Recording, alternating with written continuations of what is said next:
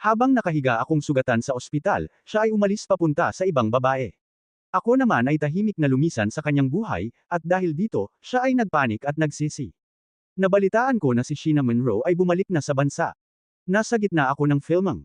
Nasa mataas na estado na si Lian sa kanyang karera. Napahinto ako sa aking pag-iisip nang may marinig akong biglang sumigaw, grabe, si Sheena Monroe nag-divorce na. Single na siya ngayon, at si Mr. Lucas mismo ang pumunta sa airport para salubungin siya. Ang tindi nito. Ang instructor na tumutulong kay Lian ay sobrang excited hanggang sa nakalimutan nitong hawakan ang lubid. At bigla na lang akong bumagsak mula sa ere sa hindi gaanong magandang paraan. Buti na lang, hindi pa ako masyadong nasa mataas, kaya't nagtapos lang ako ng may nabaling binti. Agad akong dinala sa ospital at nakuha ng paparazzi ang eksena habang isinugod ako sa ambulansya. Agad itong naging viral. Halos lahat ng headlines ay magkapareho. Personal na sinalubong ni Lucas si Sheena Monroe pabalik. Poilin bumagsak sa set dahil sa galit. Para bang sobrang seryoso ng dating, kahit na hindi naman ganun ang nangyari.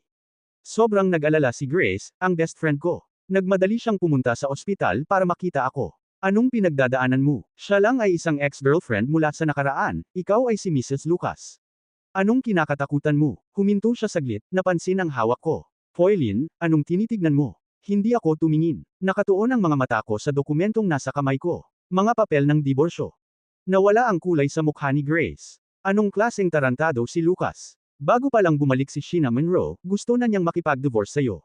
Sa wakas, itinataas ko ang aking ulo, kumislap ang aking mga mata. Siya ang hindi gustong makipag-divorce. Ako ang gustong makipag-divorce. Ang kasal ko kay Lucas ay hindi ko kailanman pinlano noon. Ang pamilya Lucas ay ayaw papayag na magpakasal siya kay Sheena dahil ang ama nito ay kilalang may malaking utang. Ganon talaga ang mga mayayamang pamilya. Pwede kang magpakasal sa isang Cinderella, pero hindi sa may maruming background. Nakakalungkot. May mga nagpakasal sa isang ABC. Ang lalaki ay umalis na sa industriya at lumipat sa ibang bansa. Si Lucas, ayaw makipag-compromise sa mga pinapakasal ng pamilya niya, tumalikod sa kanila at humiling sa akin na magpakasal na lang kami.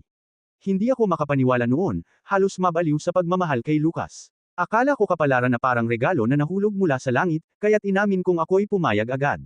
Talagang naniwala akong papasok ako sa isang romantikong panaginip, mag-aasawa na muna at mahuhulog sa pag-ibig kalaunan, pero ang nangyari ay parang isang bangungot.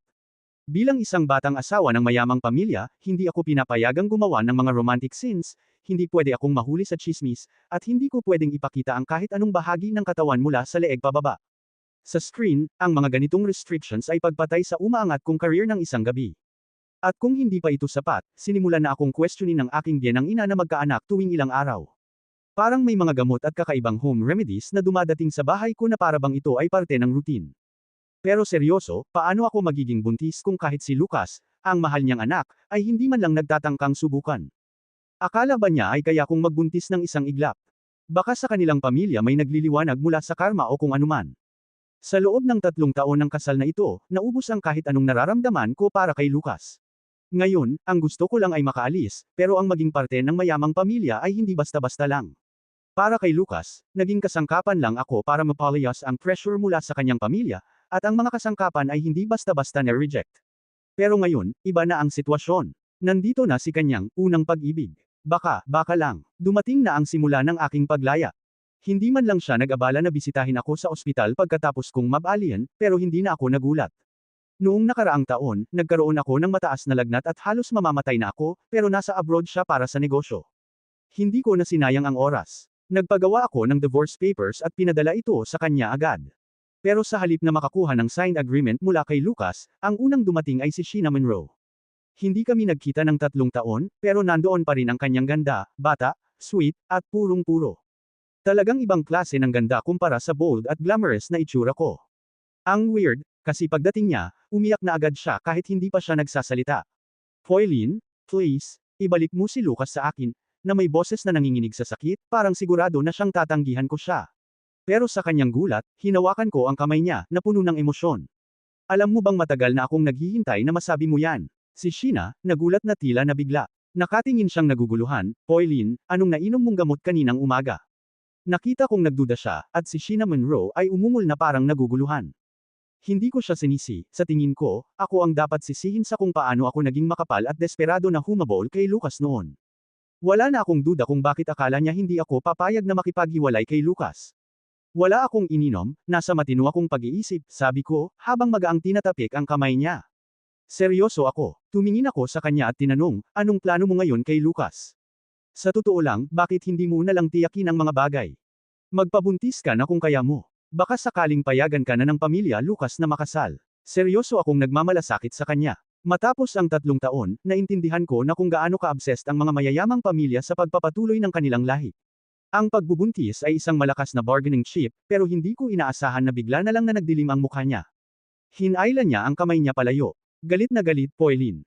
Anong akala mo sa akin? Sa isip ko, oh crap, dapat ko nang sabihin na hindi kita pinag-iisipan ng kahit na ano. Para sa akin, ikaw ay isang diyosa na sa wakas ay magliligtas sa akin mula sa impyerno. Pero bago ko pa nasabi ang mga salitang iyon, nagbago ang tingin ni Sheena at lumipat ang kanyang atensyon sa likod ko. Mabilis nag-iba ang kanyang ekspresyon. Naubos ang galit sa kanyang mukha at napalitan ito ng isang mahinang lungkot.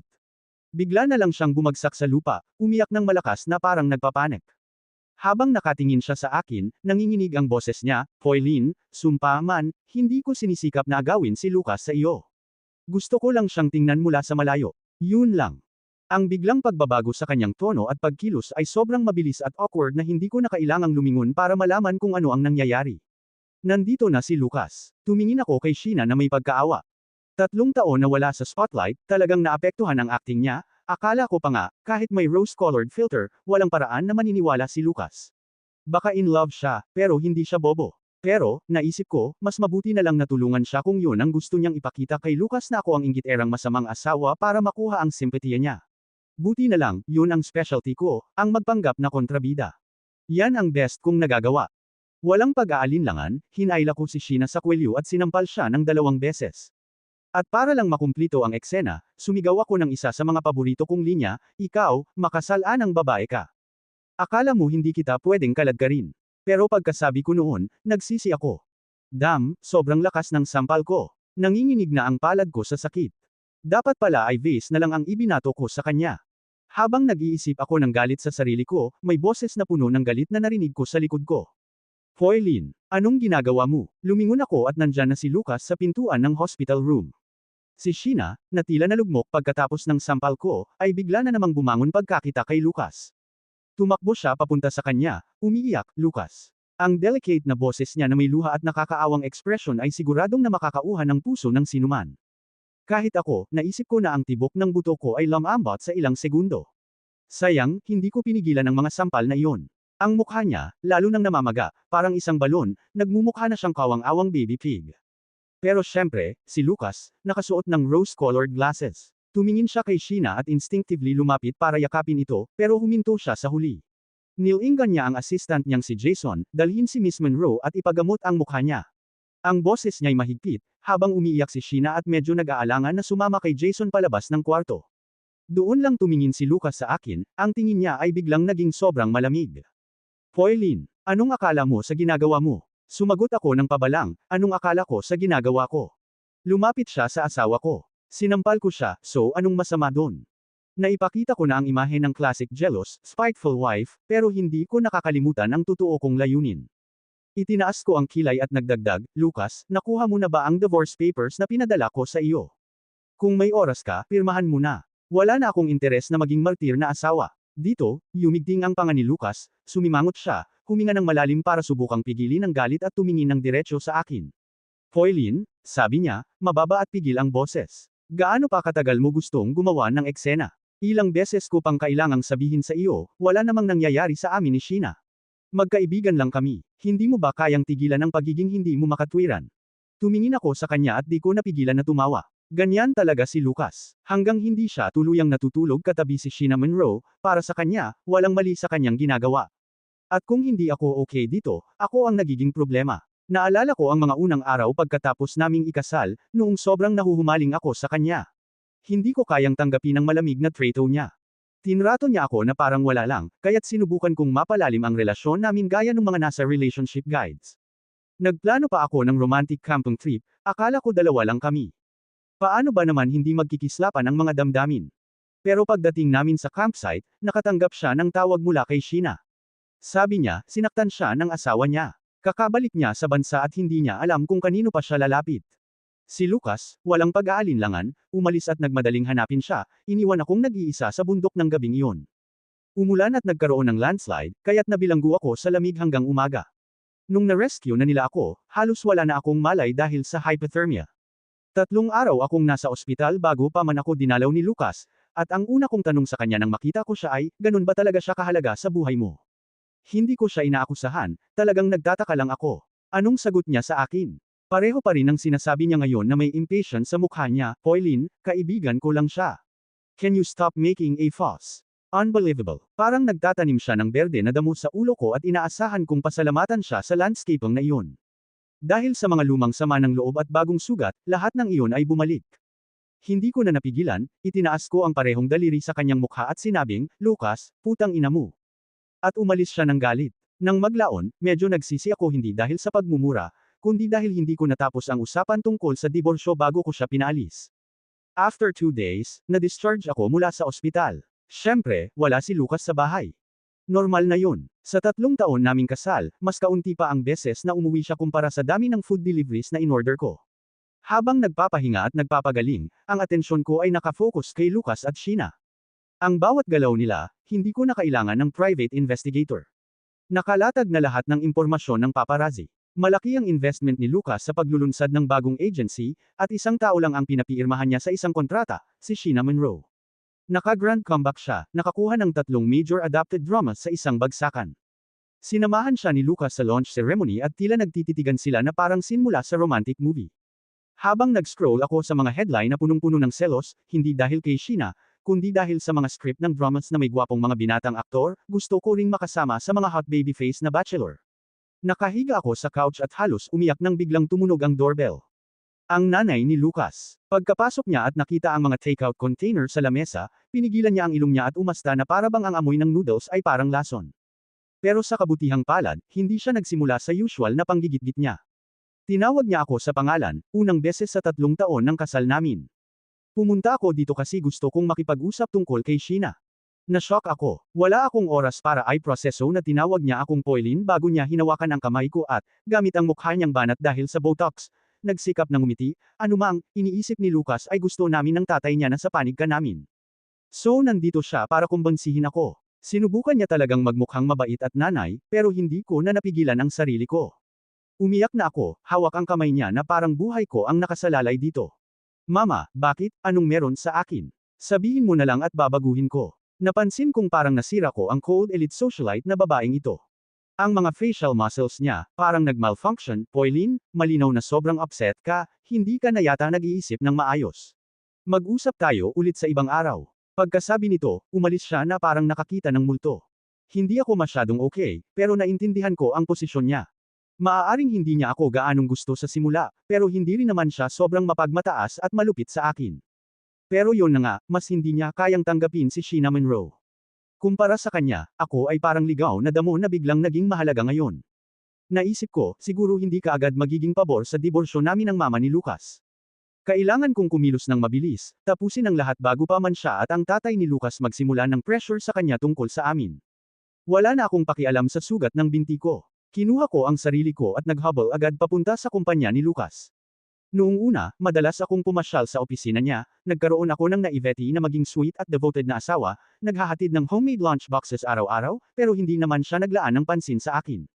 Pinpabayaan niya akong maghintay ng ilang oras sa labas ng kanyang conference room o kaya'y tingnan ang mga lunch na niluto ko at itapon lang ang malamig na pagkain. Matapos ang ilang panahon, huminto na ako sa pagpunta. Sabi ko nga, maaaring makapal ako, pero hindi naman ako sobrang pathetic. Kahit hindi nagbago ang kumpanya ni Lucas, madali akong nakapag-navigate sa lugar at nakarating sa labas ng opisina niya. Ang assistant niya, si Jason, nagpanik at sumigaw, Ma'am, anong ginagawa mo dito? Sandali lang, si Mr. Lucas ay nasa meeting. Pero bago pa siya natapos, narinig ko na ang matamis na boses ni Sheena mula sa bahagyang nakabukas na pinto. Tumangala ako at sumilip sa maliit na siwang. Nakatayo si Lucas sa sofa, si Sheena ay katabi niya, at nasa coffee table ang isang itim na lunchbox. Walang sinabi si Lucas, tahimik niyang kinuha ang lunchbox. So kumakain pala siya ng truffle, ayaw lang talaga sa luto ko. Si Jason, nakatayo sa tabi ko, mukhang sobrang kinakabahan. Ma'am, nagsisimula siyang mag-alala, sasabihin ko na kay Mr. Lucas na nandito ka. Lumiko siya para pumasok, pero hinawakan ko siya sa braso. Anong ginagawa mo? Bulong ko. Baka masira mo ang moment nila. Si Jason, naguguluhan, tumingin sa akin, pero wala akong oras para magpaliwanag. Nakatuon ang mga mata ko sa siwang ng pinto, nakakapit ang kamao ko sa nerbiyos at pagkasabik. Sige na, Lucas, gawin mo na, kung tunay kang lalaki, halikan mo siya. Ngayon na mismo. Pero syempre, nabigo ako, nakaupo lang silang dalawa, kumakain at nagkwekwentuhan na parang mga boring na katrabaho. Anong sayang sa potential drama, sobrang nabigo ako. Painggan likod na ako para umalis ng balingan ko si Jason, huwag na huwag mong sasabihin kay Lucas na pumarito ako. Pero alam kong malamang ay ibabalita pa rin niya ito, pero honestly, wala na akong pakialam. Matapos magpahinga sa bahay, ay okay na ang binti ko, at unti-unti akong bumalik sa trabaho, kumukuha ng ilang simpleng events at appearances. Isang gabi, pumunta ako sa isang gala, at sa backstage, nakasandal ako sa balikat ng ibang tao. Pagkatapos ng paglalakad sa red carpet, narinig ko ang nakabubuwal na tawanan. Grabe, Foylin, nandito ka pa rin sa events kahit may sugat ang binti mo. Kailangan mo bang talagang umasa sa pera ni Lucas na mukhang makikipaghiwalay na sayo? Tumangala ako, at syempre, nasa harap ko ang matagal ko ng karibal sa industriya, si Ivan Wu. Ang tawanan ni Ivan ay tila nakakainis, todo enjoy siya. Honestly, hindi ko makapaniwala na hinabol mo si Lucas ng napakatagal, nagpakasal ka, at sa sandaling bumalik si Sheena, nandyan na siya ulit sa kama niya. Ang dami mong kabiguan. Wala akong plano na sumagot, pero pagkarinig ko sa huli, nagliwanag ang mga mata ko. Anong sinabi mo? Nahawakan ko ang palso niya na may kinang ang mga mata. Nagtatabi na sina Lucas at Sheena. Kailan nangyari yan? Yung sa pagkakaalam ko, hindi ko alam kung may nangyayari na ba sa kanila. Hamupa agad ang excitement ko. Akala ko may bago siyang impormasyon. Kung hindi ka naman pala sigurado, huwag kang magsasalita. Bulyo ko, naiinis, sinayang mo lang ang oras ko. Tumingin si Ivan sa akin na para akong alien. Foylin, okay ka lang ba? Niloloko ka ng asawa mo, at excited ka pa. Oo, sagot ko, kumurap na parang inosente. Ganun talaga, kailangan mo ring mag-effort. Alam ko na sinubukan ni Ivan na akitin si Lucas ng ilang beses sa nakaraan, sayang naman sobrang useless niya.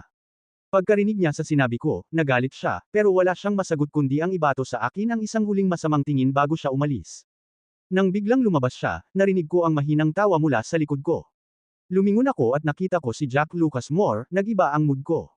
Hey kid, sabi ko na nakakunot ang noo. Bakit nakikinig ka sa mga usapan ng matatanda? Naging heartthrob ito sa industriya. Nakatrabaho ko siya noon sa isang TV drama, at nang makuha ko ang script, sobrang excited ako kasi akala ko makakapagtambol kami na may sweet older woman, younger man vibe sa isang movie. Pero nang binasa ko ang script, nalaman ko na, oo, magkapatid kami, literal na biological siblings, mihaw na dismaya tuloy ako. Kaya naman ang romance na inisip ko ay nawasak, pero dahil nag-sibling duo kami sa show, marami kaming eksena. Doon ko rin siya nakilala ng mabuti. Tumingin si Lucas sa akin na parang nakangiti palagi. Foylin, nagising ka na ba sa katotohanan at itinatapon na si Lucas? Noong nag-file kami, hindi ko pa gaanong naisip ang delusional love ko kay Lucas. Nasa estado pa ako ng half awake, half lying down na pagkadepende sa emosyon. Hindi pinalampas ni Jack ang pagkakataong pagtawanan ako. Tinanggi ko ito, huwag nang ang pag-usapan.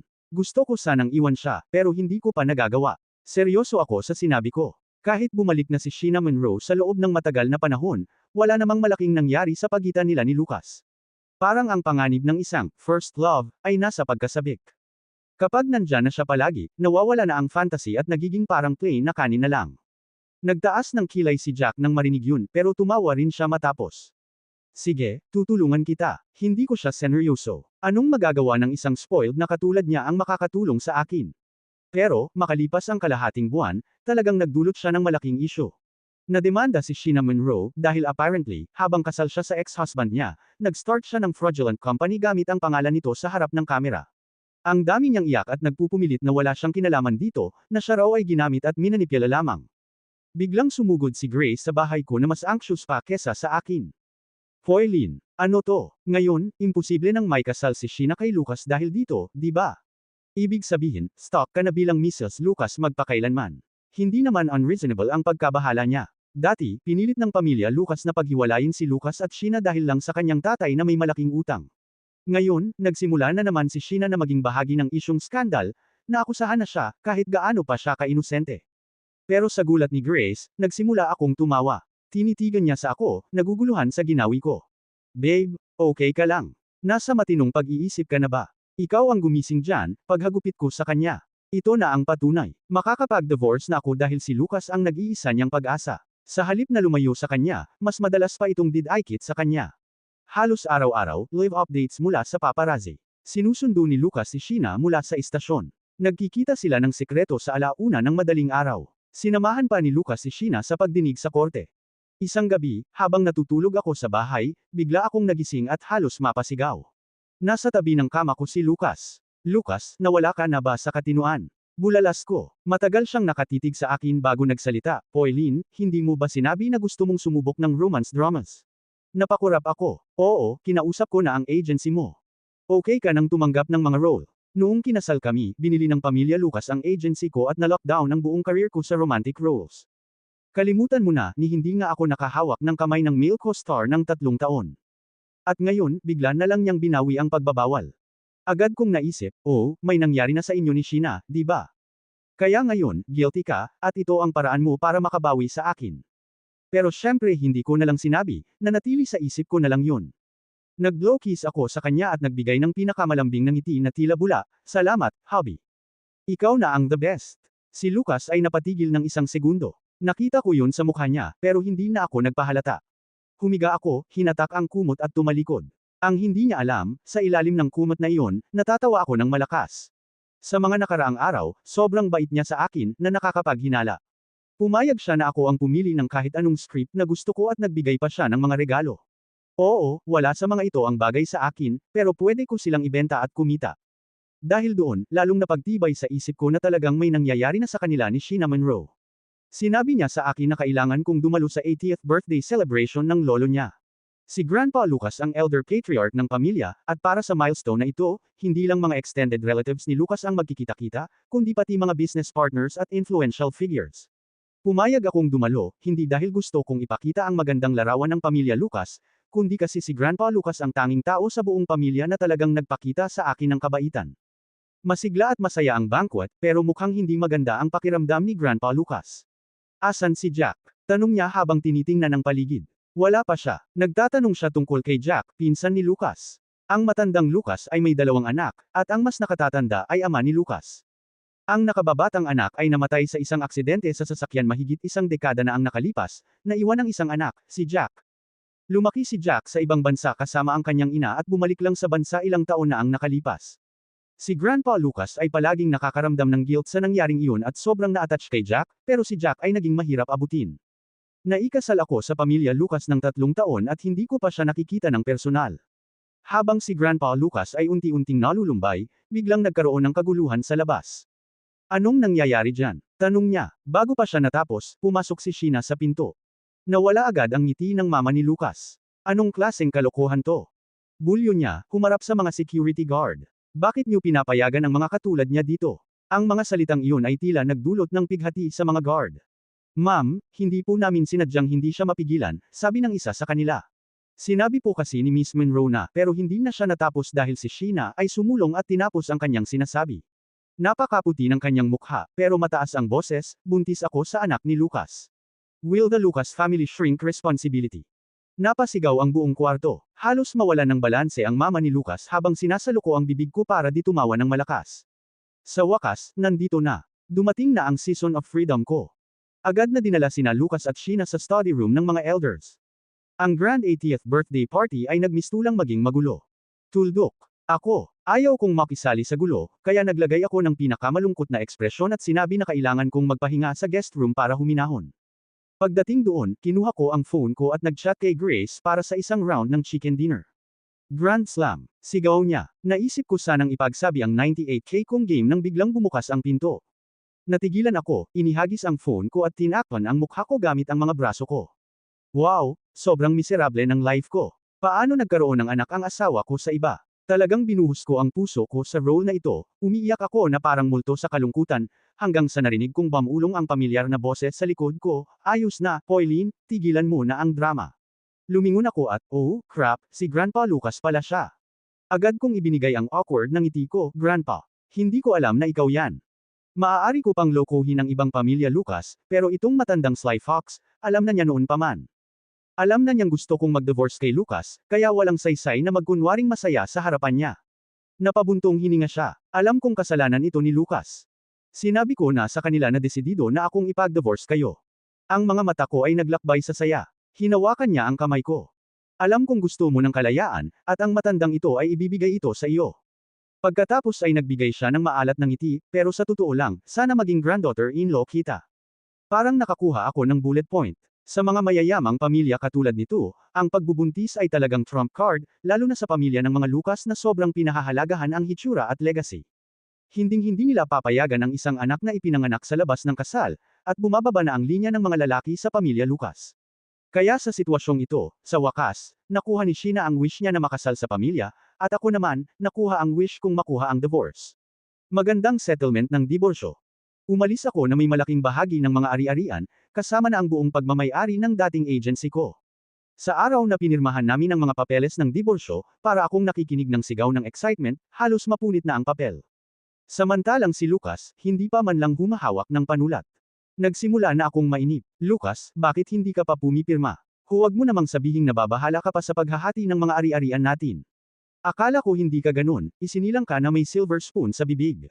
Pero sa mga oras na ito, ang pinakamahalagang bagay ay ang pag-divorce, kaya't nilunok ko ang aking pride at sinabing, kung talagang nag-aalala ka sa akin, okay lang na mas maliit ang makuha ko sa mga assets. Basta bilasan mo na at pumirma ka na. Masyado itong generous na sinabi ko, kung iisipin ko, pero sa gulat ko, biglang lumitaw ang pag-alit na tingin sa mata ni Lucas. Pinigan niya ang kanyang panga at sinabi, Poylin, sobrang kailangan mo ba talaga ang diborsyo na to? Huwag mong kalimutan, ikaw ang unang nagmakaawa na magpakasal sa akin.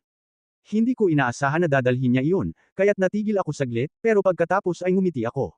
Tama ka, Lucas. Talagang gusto kita noon, pero paano mo ako tinrato? Kung palagi mong pinapalo ang isang aso, kahit ang aso ay iiwasan ka.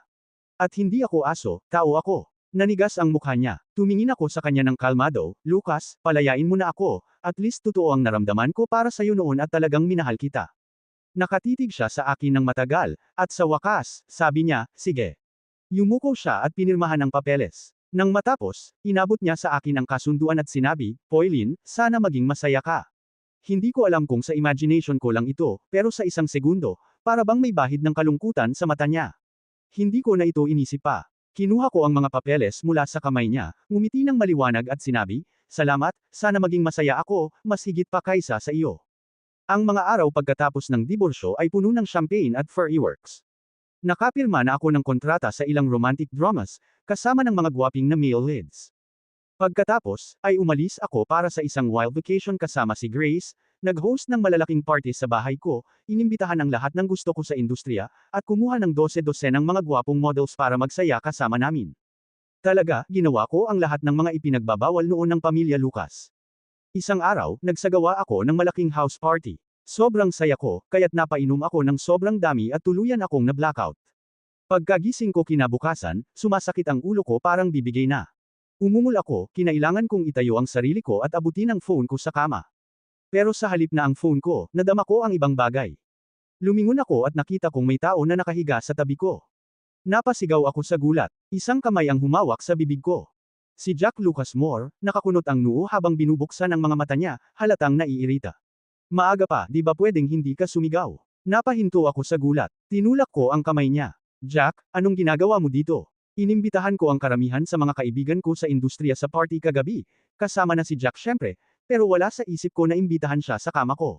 Nagtaas siya ng kilay, talaga bang wala ka nang naaalala mula kagabi? Nahirapan akong alalahanin. Unti-unting bumalik sa isip ko ang mga malabong alaala. Nagpakasaya ako sa pag-inom, at may batang aktor na nagsimula ng mag-flirt sa akin. Alam ko talagang kung ano ang gusto niya, pero ang mukha niya ay tipo ko, kaya't sumama ako sa laro.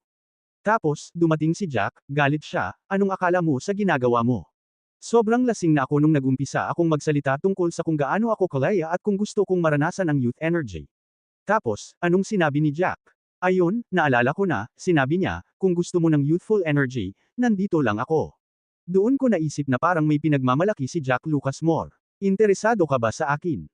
Matapos ang maraming taon sa industriya, kung hindi ko pa rin matukoy kung anong nasa ulo niya, abay nagkukunwari na lang talaga ako. Tiningnan niya ako na parang deadpan. Akala mo, siniraan ko si Sheena Monroe para sa saya. Natigilan ako. Ikaw pala ang nag-expose sa lahat. Nagtaka ako noon. Si Sheena ay hindi bobo, at nakatira siya sa ibang bansa ng maraming taon. Madaling itago ang ganoong maruming nakaraan.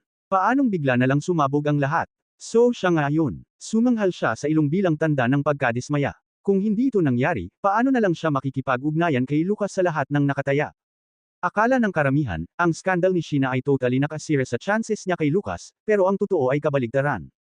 Kahit na divorce na siya, basta maganda ang mukha at tamang diskarte, madali lang para kay Sheena na makapag-asawa ng isang modernong mayayamang pamilya o gumawa ng sarili niyang pera bilang celebrity. Pero ang problema ay ang ma-expose na involved siya sa fraudulent scandal, ibig sabihin, tapos na siya sa industriya. Wala na talagang ibang mayayamang pamilya na tatanggap sa kanya ngayon. Ang tanging opsyon niya ay si Lucas, ang lalaki na may nararamdaman pa rin para sa kanya. Kaya't ingat na ingat siya, ang pagbubuntis sa anak ni Lucas ay hindi tungkol sa pag-ibig. Isa itong planadong hakbang para makuha ang huli niyang pagkakataon sa buhay, at nagtagumpay siya. Tumahimik na lang ako, tapos bamulong, well, siguro dapat kitang pasalamatan. Nagtaas ng kilay si Jack, parang nag-aabang. Verbal na pasasalamat. Tama na, sagot ko, masyado na akong nasangkot para mag-alala. So, anong gusto mo? Huwag mo namang sabihing inaasahan mong bayaran kita gamit ang katawan ko. Ang linya na yan, napaka-oxymoron, nagkakaroon ako ng pangangati. Pero sa pagkagulat ko, walang sinabi si Jack na bastos. Isang bahagyang ngiti lang ang ibinigay niya at sinabing, gusto kong bigyan mo ako ng pagkakataon na manligaw sa iyo. At seryoso siya. Mula sa araw na iyon, si Jack ay talagang nagsimula ng manligaw sa akin ng seryoso, at hindi ito lihim. Nakapubliko, matapang, at mula sa harap ng lahat. Bigla kaming naging sentro ng milyong tsismis. Isang araw matapos ang shoot, pagbalik ko sa hotel room, nakita kong nandyan si Lucas sa pinto. Matagal ko na siyang hindi nakita, at halatang pamayat siya. Namumula ang kanyang mga mata at amoy na amoy ang alak sa hininga niya. Alam kong sobrang lasing siya noong una pa lang akong makita.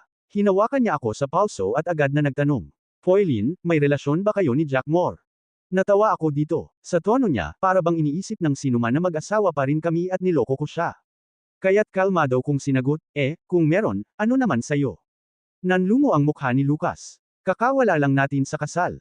Hindi pa nga matagal, may iba ka na. Magkasama na ba kayo noon pa man? Nahihirapan akong pigilin ang tawa. Ang lalaking ito, mayroon nang nabuntis na ibang babae bago pa kami mag-divorce. Ngayon siya pa ang may ganang magtanong sa akin.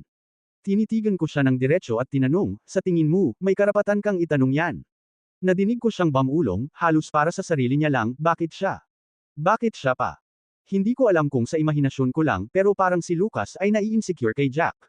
Pero hindi ko siya pinansin, kaya sumagot ako ng walang patid, kasi mas gwapo siya, mas bata, at pinakamahalaga, tinitigan ko siya sa mata at nilinaw ang bawat salita, mas tumatagal siya sa kama. Tumingin ako kay Lucas habang unti-unting nawawala ng kulay ang mukha niya. Perfect. Hinayla ko ang braso ko mula sa pagkakahawak niya, kinompose ang sarili ko, at sinimulan ng umalis, pero bigla kong nakita si Jack Moore, nakatayo sa likod ko, hawak ang isang takeout bag. Mukhang dinalhan niya ako ng late night snack. Nagtaas siya ng kilay, may nakakaakit na ngiti sa kanyang labi. Mukhang na-impress ka sa performance ko kagabi, ha? Kahit matigas ang balat ko, ramdam ko ang pamumulan ng mga pisngi ko. Nais kong magsalita, pero bago ako nakapagsalita, nagmamadaling nilapitan ni Lucas si Jack at hinawakan siya sa kwelyo. Ginawa mo to ng sinasadya. Gusto mo lang siyang agawin sa akin. Agad na naisip ko, mukhang mayroon talagang lumang alitan sa pagitan nilang dalawa. Nagbigay si Jack ng malamig na ngiti. Ikaw, akala mo karapat-dapat ka sa kanya. Sinampal ni Jack ang kamay ni Lucas sa gilid at sinabi na, huwag mo akong ihaya sa iyo. Hindi ako bulag, talagang gusto ko si Poilin. Kailangan kong aminin, kahit na medyo mayabang si Jack, minsan tama siya. Ayaw ko nang pahabain pa ito kay Lucas, kaya hinawakan ko ang kamay ni Jack at nag-umpisa ng umalis. Pero sa likod ko, narinig kong tumawag si Lucas sa akin, Poilin. Tumigil ako, lumingon ako at nakita siyang mukhang napakalungkot. Poilin, sabi niya, mali ako. Napagtanto ko, ang talagang mahal ko ay hindi si Sheena, ikaw ang mahal ko. Nagkamali ako, bumalik ka na sa akin. Magsimula tayo ulit, okay? At honestly, sa isip ko, napaka-unbelievable talaga ng lalaking ito. Tinrato ako ni Lucas na parang basura para kay Sheena Monroe. Ngayon na ito ay nasa kanya na, bigla na lang siyang nagbago ng isip. Biro ba to? Walang pag-aalinlangan, kinuha ko ang phone ko at tinawagan si Sheena. Hi Sheena, ako to, busy ka ba ngayon? Pwede bang sunduin mo dito at iuwi na ang lalaki mo? Tanong ko. Ano na naman ba to? Hindi siya makapaniwala sa mga sinabi ko. Oh, wala, ngumingiti lang ako. Gusto ko lang magmayabang. Anong pinagmamalaki ko? Ang init sa akin nitong si Lucas. Aba, nagsikap siya noon na agawin si Lucas sa akin, sana naman mas magaling siya sa after-sales service. Sinabi ko sa kanya, at pagkatapos ay hindi ko na pinansin ang sirang itsura ni Lucas. Hinayla ko na si Jack sa braso at umalis. Pagkapindot namin sa elevator, nagtaas ng kilay si Jack. Not bad. Mukhang opisyal mo nang nakuha ang pag-ibig ni Lucas. God, no. Spare me. Masaya na akong maging isang punit na lamok na wala ng halaga. Sumandal si Jack at tumawa. Nangangamba akong patuloy kanyang aabalahin, bulong niya, ang boses niya ay mababa at makinis, halos nakakahapnotic. Kaya, makipag-date ka na sa akin. Hindi na siya mangangahas na manghabol ng may karelasyon na. Simula nang mangyari to, naglalabas siya ng mga seductive lines bawat 3 araw, parang may schedule. Karaniwan, nagpapanggap lang akong hindi ko narinig, pero ngayong pagkakataon, talagang nag-isip ako. Yung pag-aalaga at atensyon niya ay nagbigay sa akin ng pakiramdam na tunay na pinapahalagahan. Pagkatapos ng pag-amin ni Jack sa relasyon namin, pumasok kami sa so sweet na phase ng relasyon. Sa kabila noon, hindi maganda ang sitwasyon ni Lucas. Ilang buwan ang nakalipas, isang malaki at nakakabiglang skandal ang bumalot kay Sheena Monroe. Lumabas na ang bata na dinadala niya ay hindi naman anak ni Lucas. Honestly, hindi na ako nagulat. Nauna ko nang napansin kung gaano siya kabilas na buntis. At para maging totoo, hindi ganun katanga si Lucas. Walang paraan na magiging careless siya. Sure enough, classic case ng baby swap. Sinubukan ni Sheena na ipasa ang anak ng iba bilang anak ni Lucas. Siyempre, hindi ito tinanggap ng pamilyang Lucas. Pinilit nilang i-divorce siya at sa sandaling na finalize ang divorce, hulaan niyo kung sino ang biglang nagbubuhos ng tawag sa telepinoko. Yep, si Lucas. Aabot sa puntong napapasukan na ako tuwing makikita ang pangalan niya sa screen. Anyway, isang araw matapos kong hindi sagutin ang isa sa mga tawag niya, sinabi ni Jack, Poilin, bakit hindi na lang tayo magpakasal? Nawalan ako ng balanse at nahulog ang phone ko. Tiningnan niya ako ng matindi, walang takot, magpakasal tayo. Kung asawa na kita, titigil na si Lucas sa pang-aabala sa'yo. Tinitigan ko siya at sa unang pagkakataon, nagsimula akong seryosong pag-isipan ng ideya. Well, anong masama? Hindi naman ako unang beses na kinasal. Nagdesisyon na ako, bakit hindi ulit?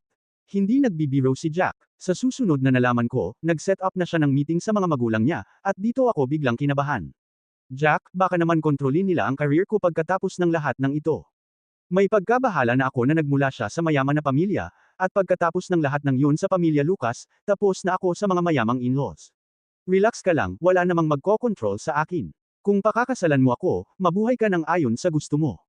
Sa wakas, napakalma niya ako, at pumayag na akong makipagkita sa pamilya niya. Pero habang nagmamaneho ang sasakyan, mayroong hindi tama. Sandali lang, hindi ba't ito ang villa ni Grandpa Lucas? Napakurap ako, unti-unting napagtatagni-tagni ang mga pangyayari. Ikaw, bahagi ka ng pamilya Lucas. Pinalitan ko ang pangalan ko. Dati, ako si Jack Lucas. Boom! Parang kidlat na tumama sa akin. Pinsan ni Lucas, yung di ko pa nakikita. Napapanga ako habang sinusundan siya papasok sa villa, at ito na nga ako, nakaharap kay Grandpa Lucas, nagpapalitan ng awkward na tingin at weird na ngiti. Grandpa, mahinang bati ko. Nagkatotoo na ang pangarap ko. Mukhang magiging granddaughter-in-law na ulit kita. Sino ang mag-aakalang matapos ang lahat ng mga pangyayari ng gulo, at drama, magiging Mrs. Lucas pa rin ako. Pero sa pagkakataong ito, hindi na ako tatakbo. At dito na po nagtatapos ang masalimuot ngunit may masayang wakas na kwentong pag-ibig ni Poilin. Hanggang sa muli mga ka-love stories.